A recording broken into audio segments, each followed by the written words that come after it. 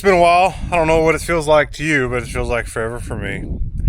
I haven't filmed much in a while, and so there's going to be a little bit of a gap from when I last filmed, but that's kind of purposeful. I'm behind on videos. Today's July 23rd. I'm not sure when you'll see this. As of this moment, I just posted the video of starting to plant cotton, and that was first week of June, so I'm a little over a month behind. I got lots of videos to put out, so keep watching. Thank you for sticking with me. In the in-between, what's happened? Well, we've went on some trips. We've been out of town. The cotton's been growing. I'm going to show you some. It looks really good here at my parents' house. Got back from a vacation with Emily's family, and it's dry. We were supposed to get an inch of rain this week, and the rain completely missed us, which stinks because we could have used the rain. But nothing's looking drouthy yet, but we will need a rain. The cotton's growing fast. Dad and I, last 2 days, have been spraying this resistant Johnsongrass. So before I left on my vacation last week, I sprayed with a guy told me this adjuvant, this thing you add with the Roundup, kills resistant Johnsongrass. I was skeptical. I think that's right.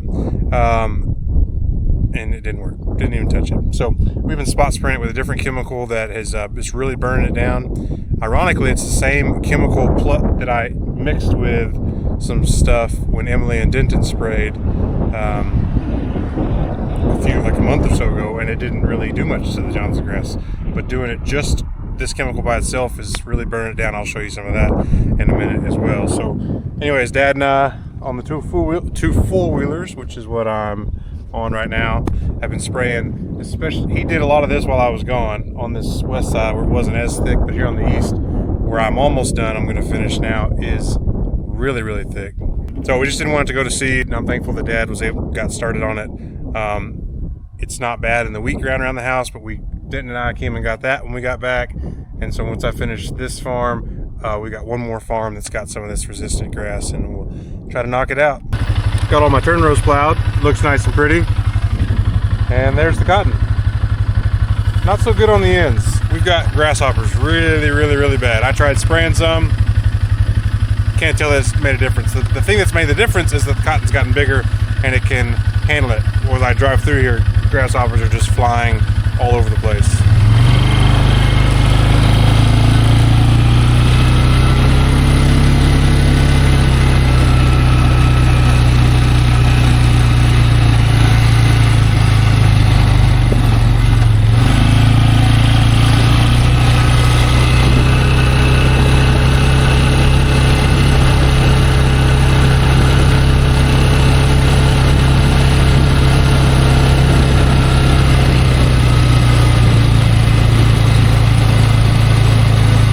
Here's the Johnsongrass. See, there's still some green in here, and I don't know if that's still going to burn down, but I doubt that it's dead. See, there's some that didn't get a good spray. I'm going to top off some of those, but this is doing the trick, at least to kind of kill it. I'm going to come and cultivate all this cotton here soon, but wanted to keep this from trying to go to seed. This chemical is kind of damaging the cotton a little bit. I don't know. Had to do it. It's not, we're not spraying a ton of it, so I think it'll be fine. It shouldn't kill it. It's not meant to kill broadleafs, but it's a little rough on the cotton. So, and then here's the cotton.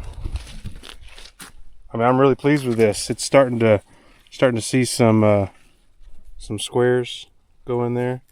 There hasn't been any blooms yet, but it is starting to square, and so looking good.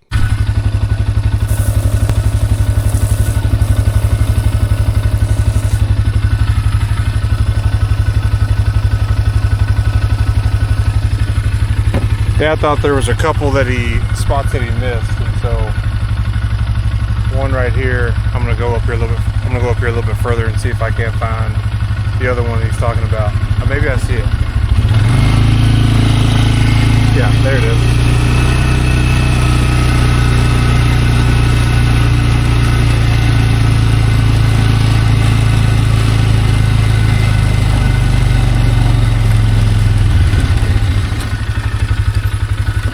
what it looks like before you spray it. And then the chemical works. The next day you can tell that it has been sprayed. Yes, I am driving across the cotton. You may be asking, is that bad for the cotton? Well, it's not great, but it will be fine. The cotton, I'm sure I'll damage some, and some will get maybe broken off, but it's still pretty limber. It'll probably straighten back up, so I'm not too worried about it. Also, these 2 little tracks, just in the grand scheme of the field, not that big a deal.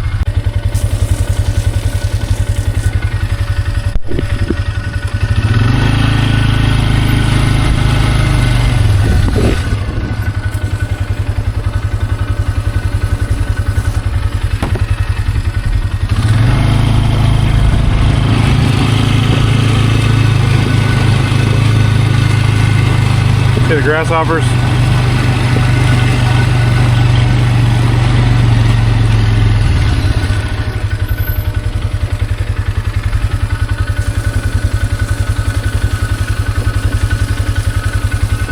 Grasshoppers actually really like this Johnsongrass.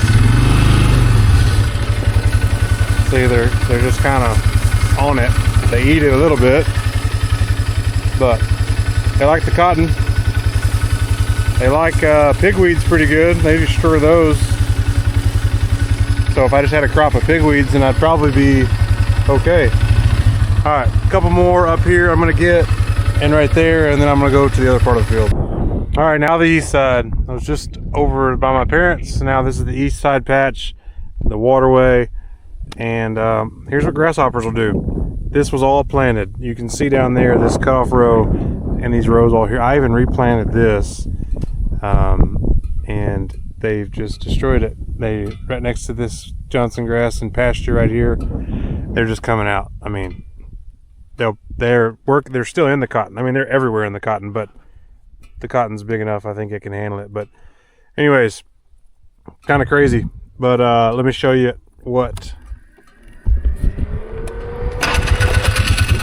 Let me go show you what we sprayed yesterday and show you how fast this chemical is working.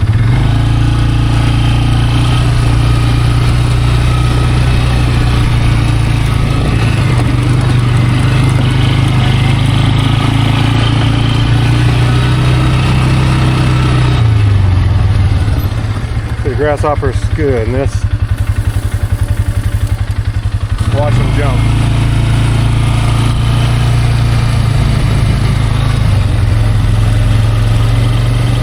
Alright, so here's some Johnsongrass that was sprayed yesterday morning. Just this stuff is working really, really fast. So it's good to see that. You can see where you've missed stuff. I could go through here and find stuff that was still green, but I'm gonna do that later once it dies more so I can see it, see it better. So anyways, I just got a little bit left over there, and then I am done with this. This is why it's taking so long. It's just, it's thick, just everywhere. And so right now we've been taking, so if you can imagine, I'm driving in the blank, 2 rows either side, that's 4 rows. The next 2, that's 8. And then the single, just how we plan it, 10 rows.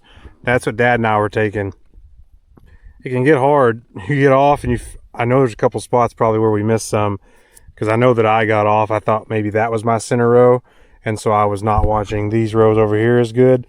And so because it's so thick down here, and I'm by myself, I'm just taking these 4 rows at a time. It'll take me more rounds to get through, but that way I don't miss as many or near as many. The other thing that's down here are some careless weeds. I don't have a hoe, but they're most of the time easy to pull. Those things are terrible, and there's a few of those. That one I probably would have gotten with the plow when I come through here in a few days, but if I see it and it's easy to get to and I can pull it, I'm gonna go ahead and do that. Well, I thought that tank was gonna get me finished. It didn't.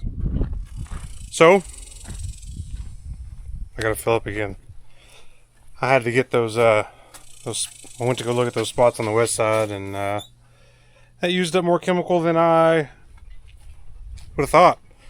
I don't know. I think I still would have had enough if I hadn't have done that. But anyways, not a big deal. Other than this is just like the I don't know, you start doing the math on how many times I did it, plus Dad filled up.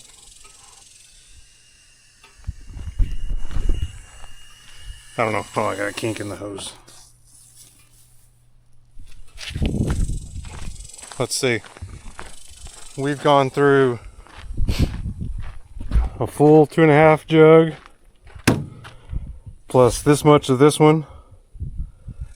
So I would say the other jug had about this much. So I'd say we've gone through 2.5s,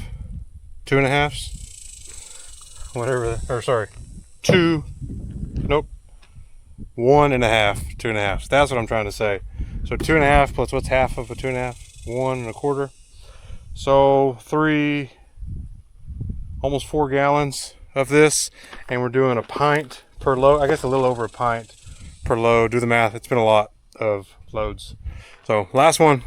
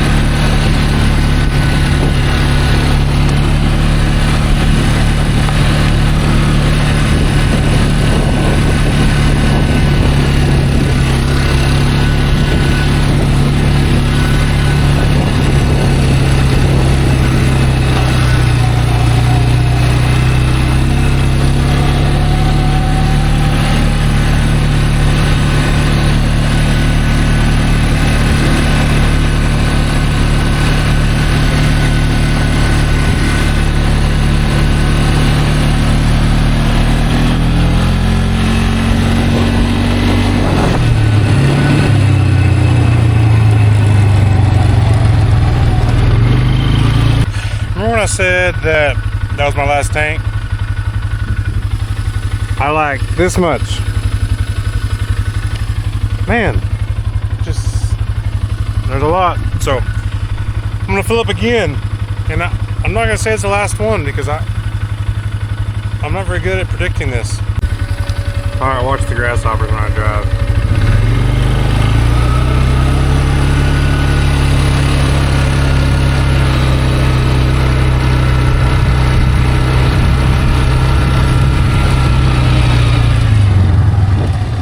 I know, it's a problem. I sprayed some other places just as bad. I mean, they're just, unless you could spray your neighbors, I mean, you can't. So they're everywhere, and they come into your field. And so I heard a guy tell me, he said, when trying to decide if you should spray for grasshoppers or not, it's either don't spray or how many times are you gonna spray. A month or so ago, when I was talking to them about that, there's a guy around Lubbock, and they'd already sprayed 6 times. And so how many times have they sprayed since then? I mean, I don't know. At what point, it's fairly inexpensive to spray, but you do it 6, 8, 10 times. You should just let them eat on the edge? So, I don't know. Well, back to the barn. Finally finished over there. That was way more than I realized. But glad that's done. Tomorrow, I'm gonna go. I got one more field to go to. I'm hoping that we can get it done in just 2 tanks. We'll see. But then that'll get most of all that done. Today I'm gonna this afternoon I'm gonna get the cultivator toolbar. It's hooked up. I just got to get the tractor greased a couple spots, air up tires, get the plow set. And I don't think I'm probably going to plow anything, but tomorrow morning I'm going to spray, and after that I'm going to cultivate cotton until I get it all done. And so while I was gone this last week, Dad started working on the header, and so he had some issues getting some of this stuff off, but this is the main hydraulic motor that runs this crossauger and such, and also the this right here, this hex shaft that runs the row units and all that. So we've got to, okay, have I told you what we got to do here? We're going to set it up like this one, where it's short, remember, for the module builder, so we can dump to the module builder. This would be the edge of that right now, and so obviously couldn't dump in the builder, so we've got to take this extension, actually it's right here, that piece off. That auger that's in there is too long, so I'm either going to have to get this cut and the end put on there.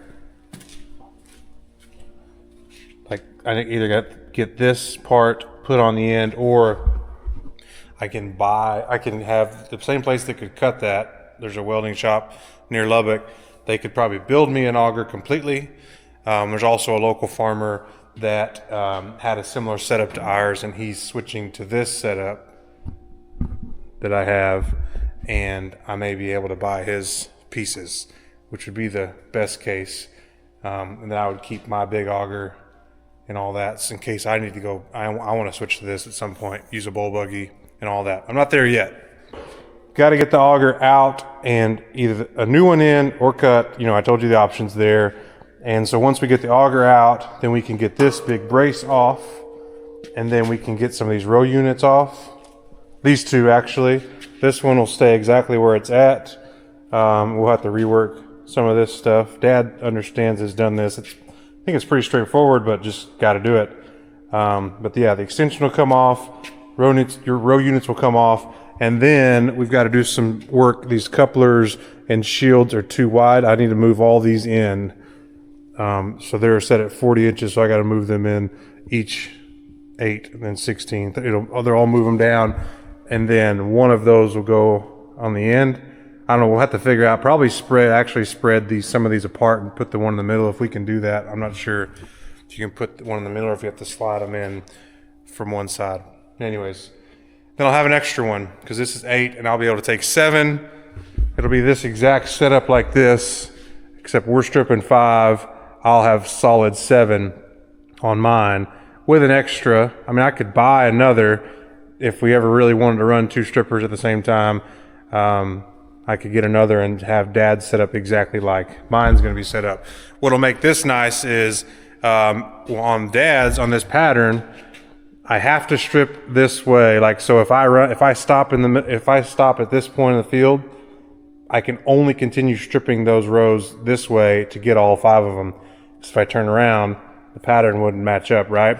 But if it was solid 7, I could go this way or this way. I just adjust in the cab where I drive, and so that'll be nice because there's times I can't make it to the end, and I leave some short rows, and then I gotta pick up, drive empty to dump, and then I have to drive all the way back empty to get it. Whereas now I'll be able to just get on the end of the rows and keep going. So looking forward to that. But anyways, got some work to do, but Dad got started. All right, so now what I really came to do is this cultivator. So this, you actually see it perfectly. I got it in the right rows. This sweep is 22 inches wide, and that goes between 2 narrow rows, the 2 narrow rows of cotton. See that? But this next narrow row, we put a 24 inch. And the reason why we have a different on the end is because that's where the pattern could be off, right? This single row was planted with this pattern or with this pass, and this single was with this pass. So there could be some variation here. So it gives us a couple of extra inches of wiggle room on this single. So both singles have a 22, and then we have 24s everywhere else across the back. And then we put an 18 here in the middle of the blank, and that does a good job of kind of plowing up our blanks. And so, yeah, cultivating cotton. So you can see no row, and then obviously the cotton will go just right between there. Kind of looks tight, doesn't it? But that's the point. You don't want to leave too much there. And so what I've got to do, the sweeps all are in pretty good shape. I got to make sure that I have some extras in case I run out or break them or they wear out as I'm plowing. I'm going to grease the 3-point on this, air up the tires. Let's see if I can do this now before I start it. And by this, I mean make this center linkage longer. 5 rounds. Okay. So the way we do this, we look at the grease zerks. So the grease zerks are on this side pointing towards me. So I'm going to go 5 rotations around if I can. So that would be 1,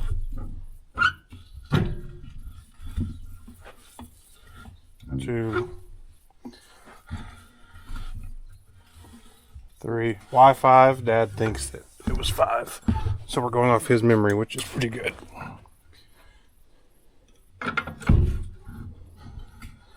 Alright, I'm going to have to turn the plow on. How many did I do? 3? Alright, let's try 2 more. 4.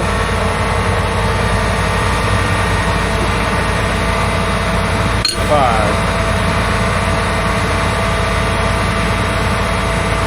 Now I'm going to lower this all the way down. So these are loose. So I can grease the hitches. Had a surprise visitor here. Say hello.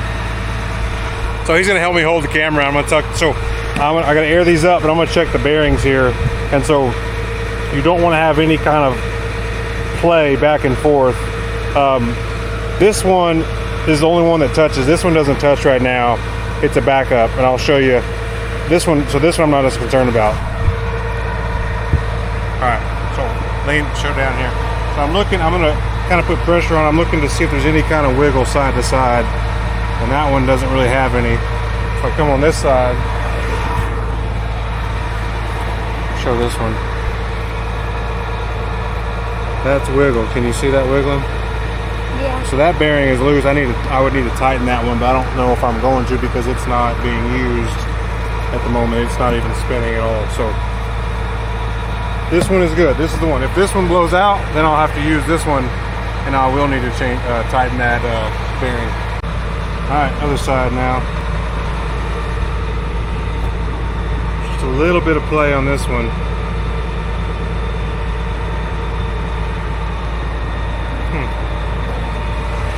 Check the other side. This one's good. So a little play on that. I gotta decide if I want to tighten that up or not. True, and I decided probably need to tighten this wheel bearing. So we're gonna try to tighten this wheel bearing. See, it's starting to open.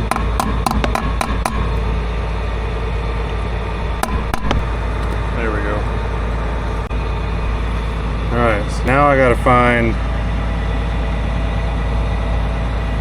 where these cotter keys are. And by these I mean the cotter key. That looks fun. You think that looks fun? Yes.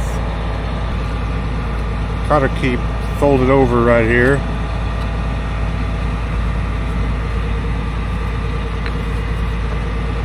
Is that bad for the tire? No, it's not bad.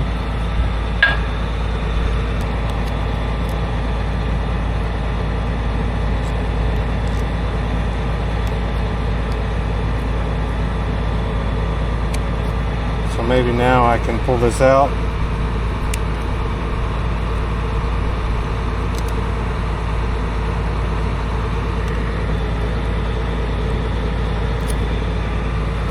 There's that. Alright, so now I'm going to tighten this nut.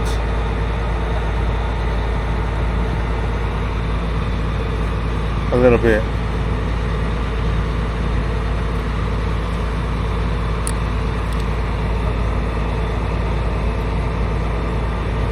I think that took the play out if I'm lined up alright.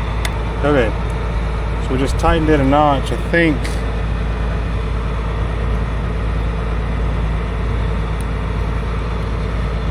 Be able to, there we go, just do back what I just did. Why? Because then I got to bend this right back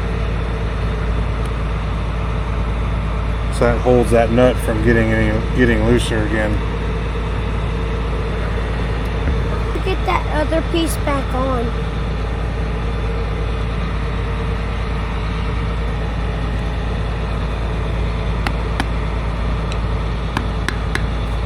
cap? Yeah.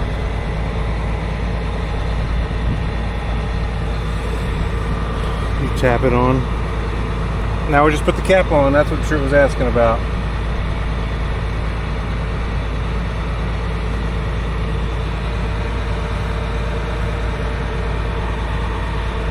Just tap it on gently.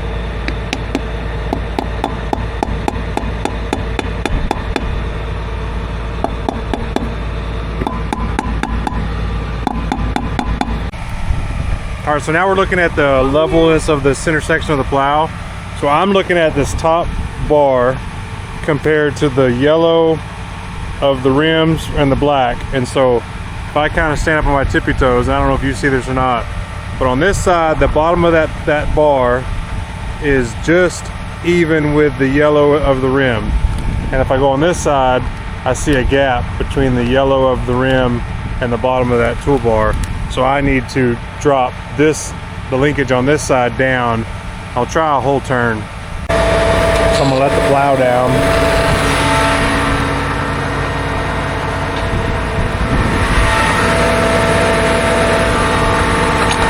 All right, so that's loose. So I've got to, what do I need to do? Lower this down, I'm gonna lengthen this linkage here.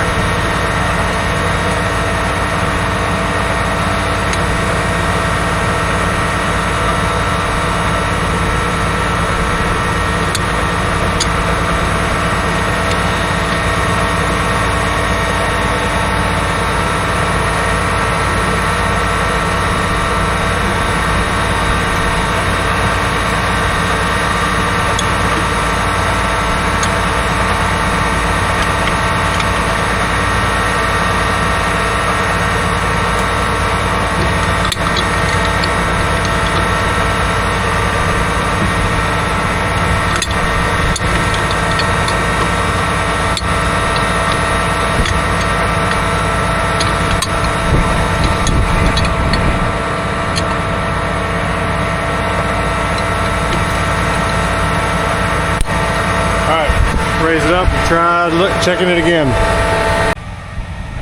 I know it's hard to show you, but still just a little, I need to go a little bit more down on that side. We got it set. Sure got to ride on the toolbar a little bit.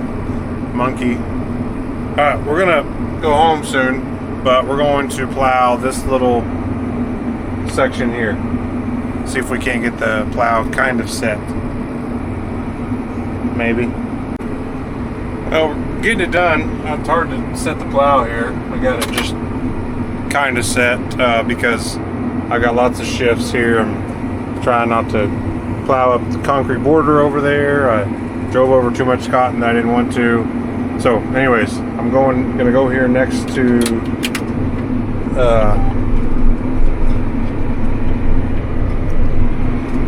the trees here. And then I gotta jump over and get a little section over there. Then I'll be done. Doesn't it look pretty? It's one of my favorite things is seeing a field, cotton field, freshly cultivated. I'm not doing much, just kind of letting the sweeps kind of rub across the ground and slice off any weeds.